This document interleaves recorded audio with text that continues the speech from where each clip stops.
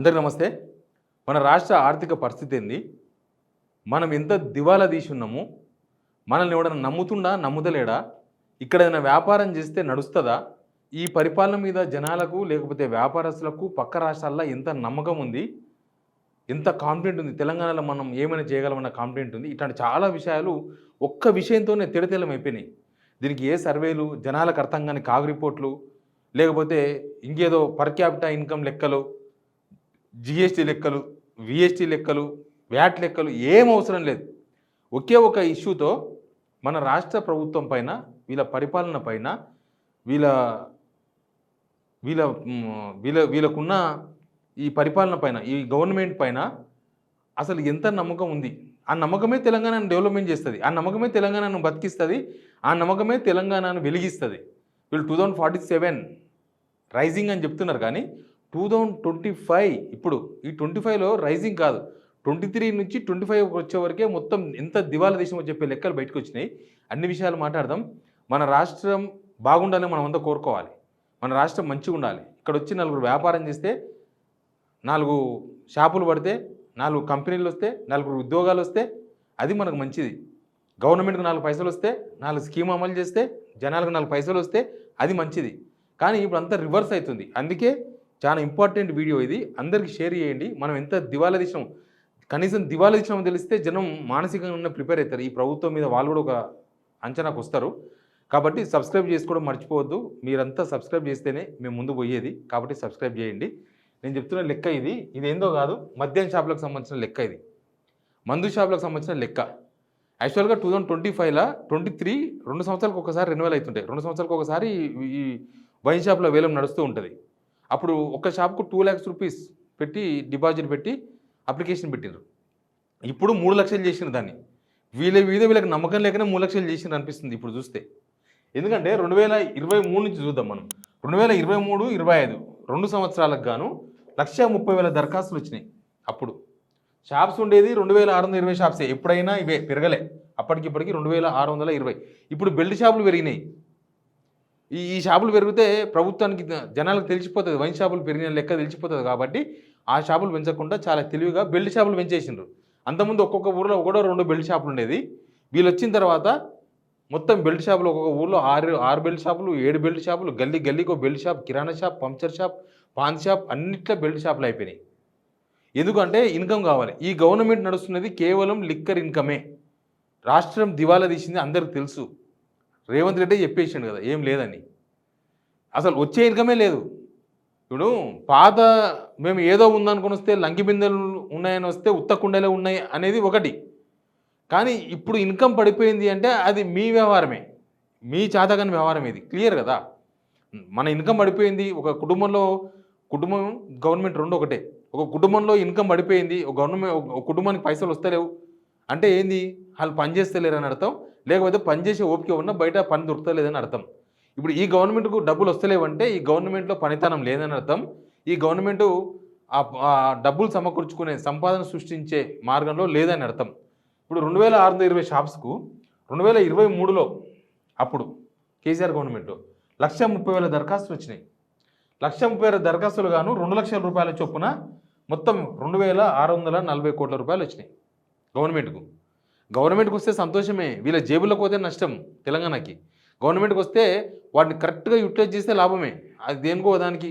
ఇప్పుడు మనం చూస్తున్నాం కదా, best available schools, SC, ST, BC పిల్లలు 25,000 మంది పిల్లలు బెస్ట్ అవైలబుల్ స్కూల్లో చదువుతారంట. ఆ స్కూల్స్ మొత్తం మూతబడి 2 నెలలు అయింది. మంత్రి అడ్డూరు లక్ష్మణ ఫైల్ పట్టుకొని తిరుగుతున్న సెక్రటరీలా, కానీ యాక్సెప్ట్ చేస్తలేరు.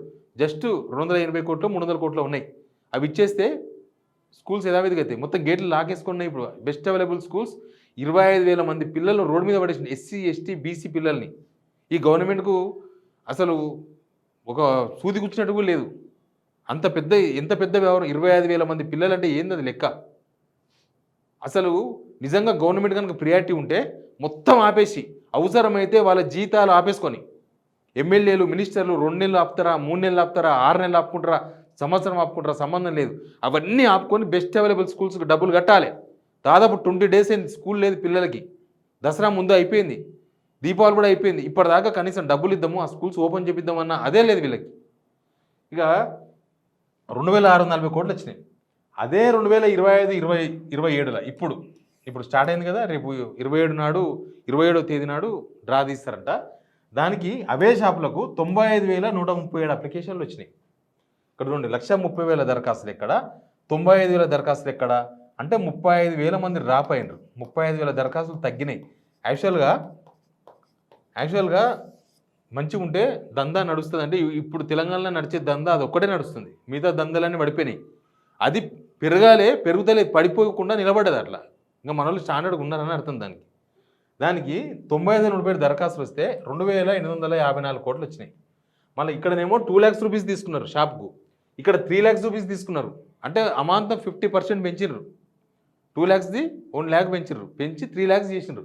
3 లక్షలు తీసుకుంటే గంతే వచ్చింది 2,854 కోట్లు. ఇది 2,640 కోట్లు, 200 కోట్లు తేడా వచ్చింది గంతే. యాక్చువల్గా ఈ అప్లికేషన్స్ కూడా 95,137 అప్లికేషన్స్ కూడా తెలుసుగా మీకు, 18వ తారీఖు నాడే అయిపోయింది టైం. అయిపోతే మళ్ళీ పెంచినరు. వీళ్ళు గ్రూప్ 2 పిల్లలకు మేము చదువుకోవాలి, కొద్దిగా అప్లై చేసుకోవాలి, కొద్దిగా పెంచుకుంటే పెంచరు. గ్రూప్ 1 వాళ్ళు కొద్దిగా ఎగ్జామ్ పోస్ట్పోన్ చేయండి, మాకు నిన్న వేరే ఎగ్జామ్ ఉంటే చదువుకోలే అంటే పోస్ట్పోన్ చేయరు. కానీ ఇది డబ్బులు వచ్చే బేరం కదా, గవర్నమెంట్ డబ్బులు రావాలి కాబట్టి 18వ తేదీ నుంచి మళ్ళీ 23వ తేదీ వరకు 5 రోజులు పెంచారు. కోర్టులో కేసు నడుస్తుంది. కోర్టు అడిగింది, రూల్స్ పెట్టేది మీరే, తప్పేది మీరేనా, అసలు ఎందుకు పెంచారో సమాధానం చెప్పమన్నది. సోమవారం నాడు చెప్తారేమో వీళ్ళు. అయితే ఈ 95,000 దరఖాస్తులు కూడా మామూలుగా కాదు. ఎక్సైజ్ డిపార్ట్మెంట్ పోలీసులు, ఎక్సైజ్ డిపార్ట్మెంట్ అధికారులు మార్కెటింగ్ అవతారం ఎత్తిర్రు. వాళ్ళు అందరికీ వాట్సాప్లు ఎక్కడ పడితే అక్కడ మీరు అప్లై చేసుకోండి, ఈరోజే లాస్ట్ అప్లై చేసుకోండి మెసేజ్లు. అంతకుముందు వైన్ షాపులు నడిపించిన ఉన్నారు కదా, ఆ వైన్ షాపులు నడిపించిన వాళ్ళకు ఫోన్లు చేసి, అంతకుముందు టెండర్ వేసి వైన్ షాప్ దక్కన ఉంటారు కదా 2023లో, వాళ్ళకంతా డేటా ఉంటుంది కదా, వాళ్ళకందరికి ఫోన్లు చేసి మీరు వెయ్యండి, మీరు 3 లక్షల రూపాయలు డిపాజిట్ కట్టి అప్లికేషన్ పెట్టుకోండి అని చెప్పేసి ఒకటే ప్రెషర్. కానీ వాళ్ళతో డ్రాప్ అయిపోయినారు. వద్దు మాకు, అప్పుడు బిజినెస్ మంచిగా ఉన్నప్పుడు వేసినాం, తగలలే. ఇప్పుడు బిజినెస్ లేదు, మార్కెట్లో ఏం లేదు, ఇప్పుడు వేస్తే లుక్సాన్ అయిపోతామని వేయలే. వీళ్ళు పక్క రాష్ట్రంలో ఏపీలో ఉండే వ్యాపారవేత్తలకు, ఏపీలో వైన్ షాప్స్లో అనుభవం ఉన్న వాళ్ళకు, ఏపీలో వైన్ బిజినెస్ అంతకుముందు ఇప్పుడు టెండర్లు వేసి దక్కన వాళ్ళకి అందరికీ ఆట కూడా తీసుకొని వాళ్ళకు కూడా ఫోన్లు చేసిర్రట. వాళ్ళకు కూడా ఫోన్లు చేసి తెలంగాణలో ఇప్పుడు ఓపెన్ ఉన్నాయి రండి, కర్ణాటకలో అంతకుముందు అప్లై చేసిన ఉంటారు కదా వాళ్ళకు ఫోన్ చేసి రండి, రాలే వాళ్ళు. ఏపీ నుంచి కూడా ఎప్పుడైనా సరే బార్డర్ ఏరియా ఉంటుంది కదా, కోదాడ, మిర్యాలగూడ, ఖమ్మం, ఈ బార్డర్ ఏరియాలో ఎక్కువ ఏపీ నుంచి వచ్చి వ్యాపారాలు చేసేవాళ్ళంట. ఈ వైన్ షాపులకు టెండర్లు వేసేవాళ్ళంట. ఒక్కొక్కరు 30 షాపులు, 20 షాపులు, 40 షాపులు టెండర్లు వేసేవాళ్ళు. వాళ్ళు రాలేదంట. వీళ్ళు ఫోన్ చేసి, వ్యాపారస్తులకు ఫోన్ చేసి బతిమలాడితే కొంతమంది వచ్చి వేసిర్రంట. ఇంకా అట్లా ఇయ్యంగానే ఇక్కడ దాకా వచ్చింది వ్యవహారం. దీన్ని బట్టి ఏమర్థం చేసుకోవాలంటే, ఈ ప్రభుత్వం మీద నమ్మకం లేదు, ఈ ప్రభుత్వం పనిచేస్తుందని నమ్మకం లేదు, ఈ ప్రభుత్వంలో బాగుపడతామన్న నమ్మకం ఎవరికి లేదు. ఈ ప్రభుత్వంలో ఒక వ్యాపారం చేస్తే 4 పైసలు వస్తాయి, ఇంకా మందు షాపు పెట్టుకోనికనే ధైర్యం చేయలేదు జనం అంటే, ఇంకా మిగతా షాపులు ఏం పెడతారు, మిగతా కంపెనీలు ఏం పెడతారు, ఎవరికి ఉద్యోగాలు ఇస్తారు, ఎవరికి ఏం రావు, ఎవరికి ఏం చేయరని అర్థమైపోయింది. ఈ గవర్నమెంట్ మీద ప్రజలకున్న నమ్మకం, వ్యాపారస్తులకున్న నమ్మకం, పక్క రాష్ట్రాలలో తెలంగాణ ఇజ్జత్ పోయింది, విలువ తగ్గిందని అర్థమవుతుంది. విలువ పెరగాలి. తెలంగాణలో ఏ వ్యాపారం అయినా నడుస్తుందిరా అనే దగ్గర నుంచి తెలంగాణలో వ్యాపారం చేస్తే నష్టం రా అనే కాడికి వచ్చింది ఇప్పుడు. అంటే తెలంగాణ రాష్ట్ర పరిపాలన అంత దరిద్రంగా ఉందని అర్థం, తెలంగాణ రాష్ట్ర ఆర్థిక పరిస్థితి అంత దరిద్రంగా ఉందని అర్థం. దానికి కారణం రేవంత్ రెడ్డి గారే.